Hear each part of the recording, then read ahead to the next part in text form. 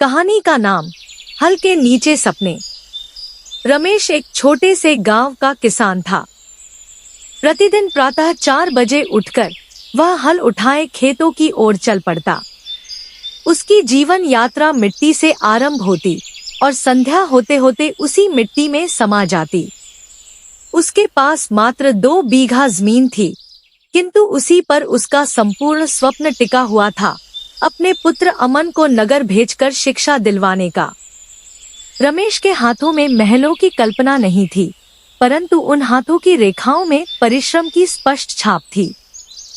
उसकी पत्नी सीता प्रतिदिन चुपचाप उसका टिफिन तैयार करती और रमेश बिना एक शब्द बोले खेतों की ओर निकल पड़ता। कभी कभी उसकी आंखों के आंसू खामोशी से गिर जाते जब फसल वर्षा से नष्ट हो जाती या बाजार में भाव गिर जाते, पर रमेश कभी हार नहीं मानता था।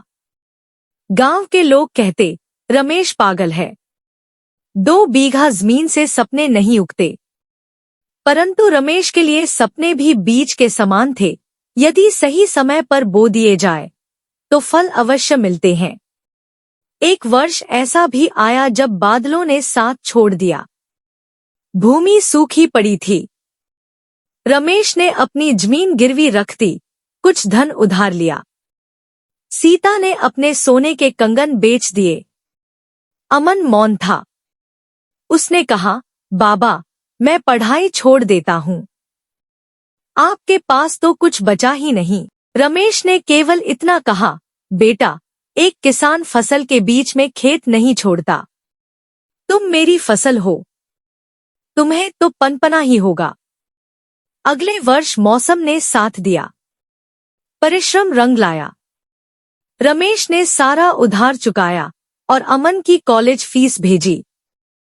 अमन ने जीजान से पढ़ाई की और नगर के सबसे बड़े अभियंत्रण इंजीनियरिंग महाविद्यालय में छात्रवृत्ति प्राप्त की।